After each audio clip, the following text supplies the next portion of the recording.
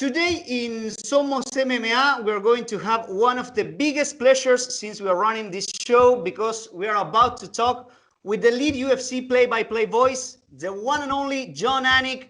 Man, welcome to Somos MMA, and thank you for your time. Seriously, it's a pleasure to have you here. My absolute pleasure. I appreciate the introduction. It's great to be with you boys. How you doing? We are great, and we're really enjoying this. So Jon, I want to ask you first.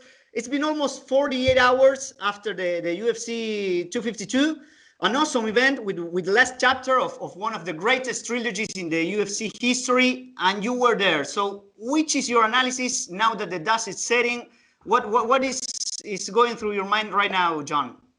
Well, the first thing I'll say, for the first time since we started doing events in the pandemic, I really found myself after the fact wishing we had 25,000 people and a 30-foot octagon for a UFC heavyweight championship fight. I do think it was a little bit anticlimactic, for lack of a better word, seeing it play out in the little cage at the UFC Apex. But brilliant performance by Stipe, of course. I thought Daniel Cormier had his moments, of course, in rounds 1 and 4, but I thought Stipe and his coaches really did a masterful job. And I do think conditioning played a big role. I think DC had a little pause at times because he was maybe preserving his gas tank, and maybe he didn't wrestle because of some things that happened during the training camp. The eye poke obviously was a narrative as well in this fight, but you don't take anything away from Stipe. I think this was his signature win and his signature performance. To beat Daniel Cormier twice in a row in any weight class is a huge feat. So I'm happy to see people celebrate Stipe. I really am. Are we talking about the greatest heavyweight in all time with Stipe Miocic? Yeah, I mean, sometimes people don't like when we have that GOAT conversation when careers are still happening. But I do think right now, based upon his accomplishments, he's very hard to deny that pedestal. I think a prime Cain Velasquez versus a prime Stipe is a very competitive fight. But yeah, nobody at heavyweight on paper has done what Stipe has done. Jon, we all know the relation that you and Daniel have. It's a very good relation. You are friends. It's difficult to see your friend fighting or losing in that way to fight on a road again Stipe in this moment. It's hard. You know, it's hard before and after, not so much during. Once these guys start fighting, the last thing I'm thinking about is any friendship or anything like that. I try to call it like I see it, you know, get in and out and give my analysts a lot of space in which to work and operate.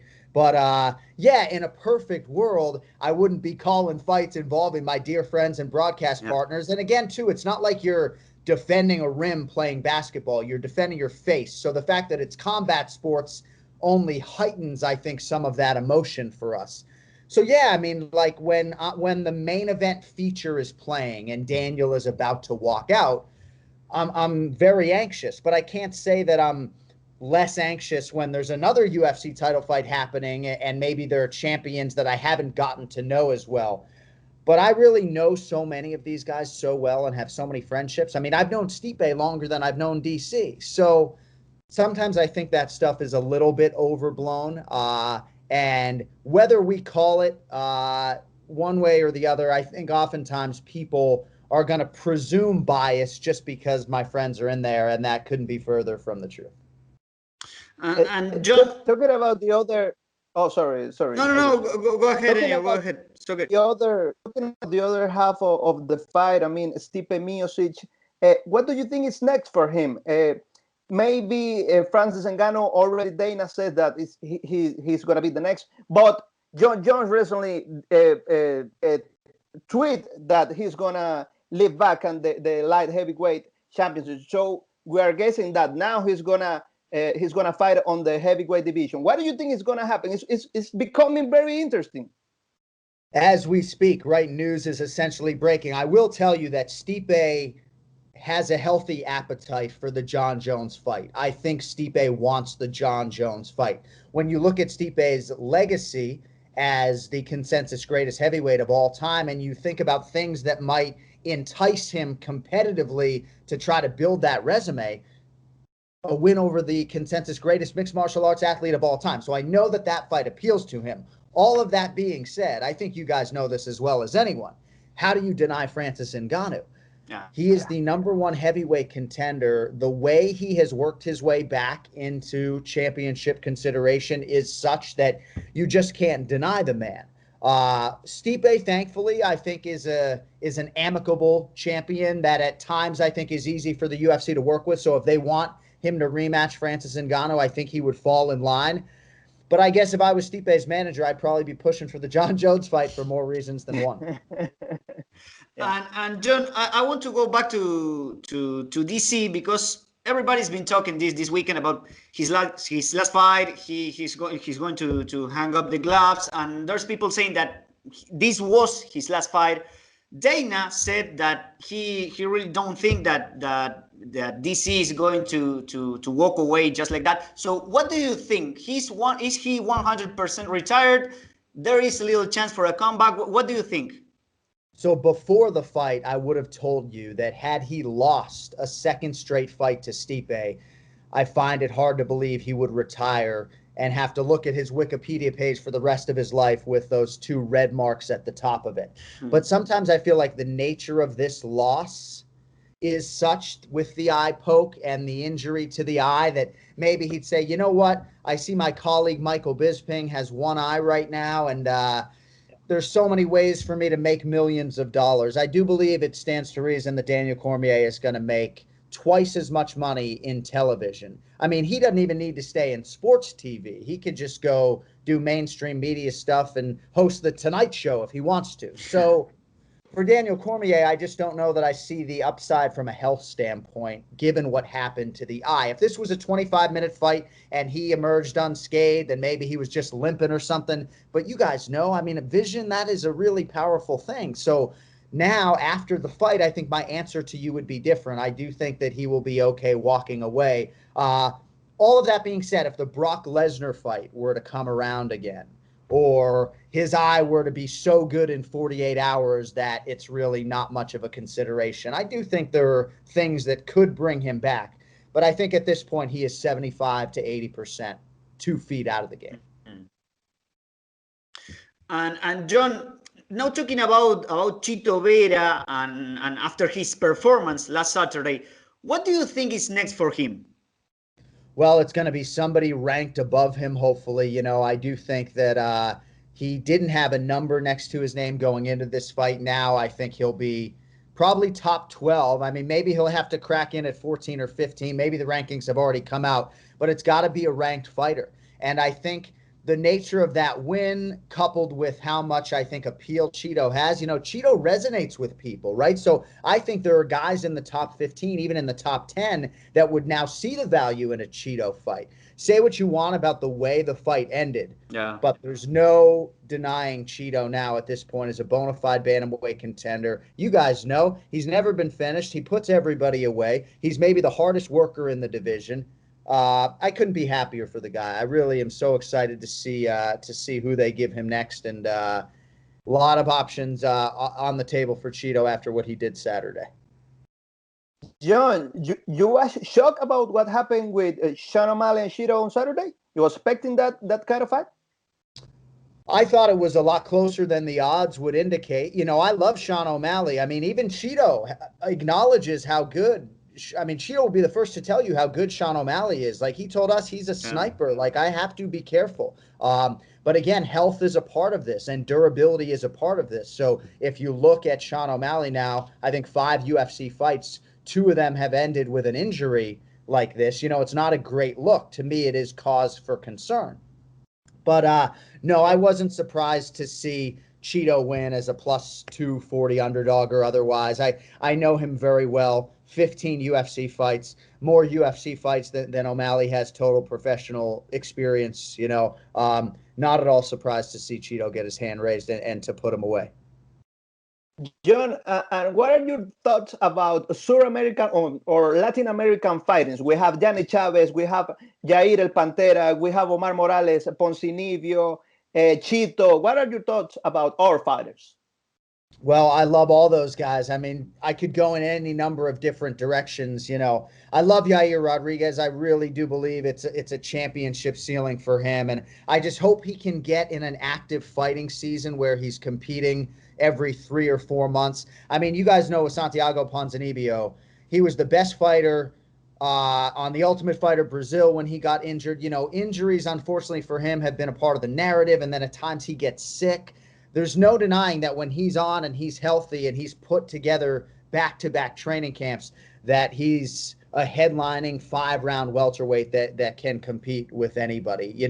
But it's an exciting time. I mean, those are obviously some of the most fun crowds for us to call fights in front of. And, I'm excited to see Irene Aldana, obviously, against Holly Holm, because there's a lot of pressure on her, I think, at times in her UFC career, especially early on. And now that she has all of this experience, I think this main event is happening at the right time. So a lot of good things happening. John, you just mentioned a few moments ago about the empty arenas and the crowds, and I want to know what it's been like going from events with a crowd on the seats to empty arenas. Did you have to change anything on your working methods? I don't know, because now everything that you're saying on the mic, the fighters can hear all what you're saying. So does it affect you or your work? Well, you can't really think about that or let it affect your work. We do have plexiglass in front of us now, which we didn't have in Jacksonville when we first came back. So that sends some of the audio back in our face a little bit and minimizes it a little bit.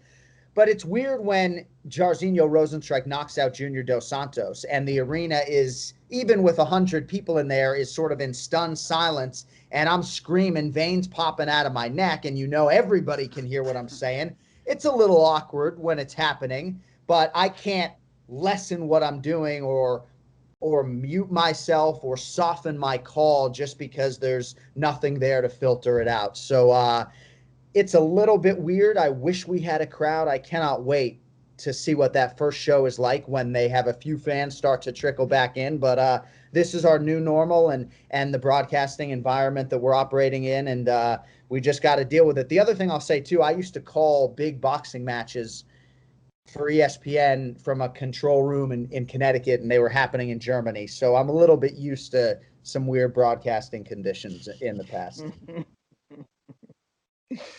And John, well, let's talk about what is coming for you. I don't know. Are you going to be commenting this weekend event, the Edgar against Munoz?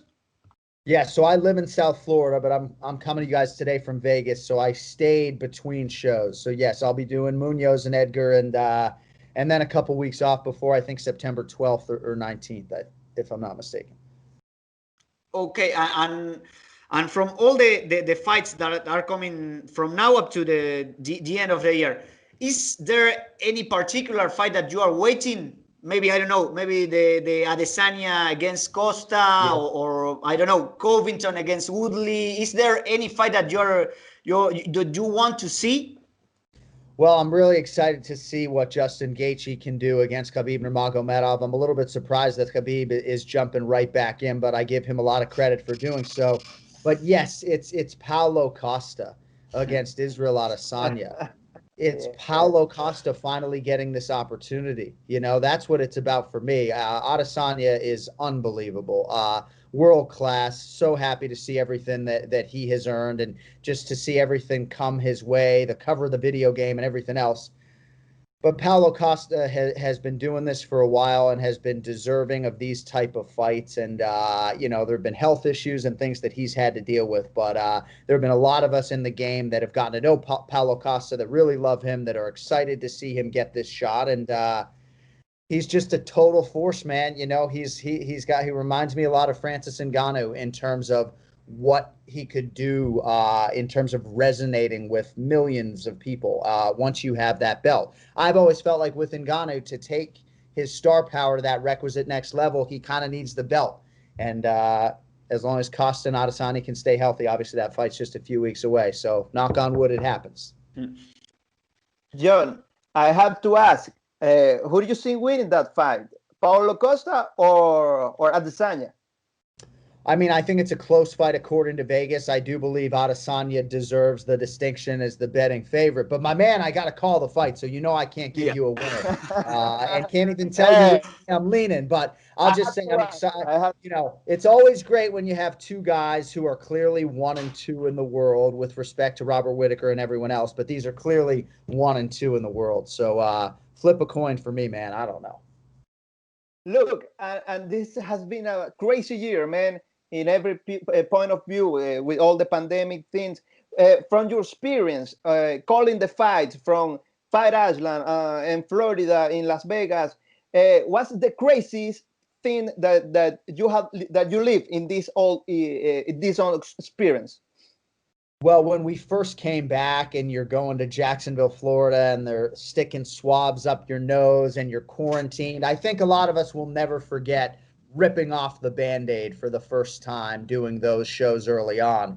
But Fight Island, man, was fucking crazy, right? I mean, the safest place in the world to do a live sporting event, and I mean, the whole hotel smelled like hand sanitizer. Everybody's in hazmat suits. They close off a 9.4 square mile island for us. I think that experience is one that none of us will ever forget. And candidly, now having been home, I'm actually looking forward to going back. I mean, the people there are unbelievable. So I think a lot of us we had trepidation going in. Now we're all excited to go back. Okay. And Jon, talking about you and your experience, is there any event in general from all your events as an UFC commentator? Is there anyone in particular that you have on your memory for something? Probably Thug Rose Namajunas finishing Joanna Jędrzejczyk for the first time, I think is always something I'll think about. You know, humbly, I think for the three of us, for me and Joe Rogan in DC, we were pretty proud of that call and the way it played out, with all of us sort of getting in there and really putting a capstone on one of the bigger moments in UFC history. I mean, this strawweight division is unbelievable. Look at the history of the UFC strawweight division. And for Rose to dethrone Joanna that way, that was always something that I'll look back upon fondly. Bigfoot Silva and Mark Hunt fighting in Brisbane, Australia, in that heavyweight war. The game-bred knockout of Ben Askren. A lot of different things. And obviously, I don't take this job for granted. There have been a lot of big fights, and I'm thankful to have the chance to call them, you know. Gracias por visitar Somos MMA en YouTube. No olvides suscribirte a nuestro canal y activar las notificaciones para seguir disfrutando de nuestro contenido.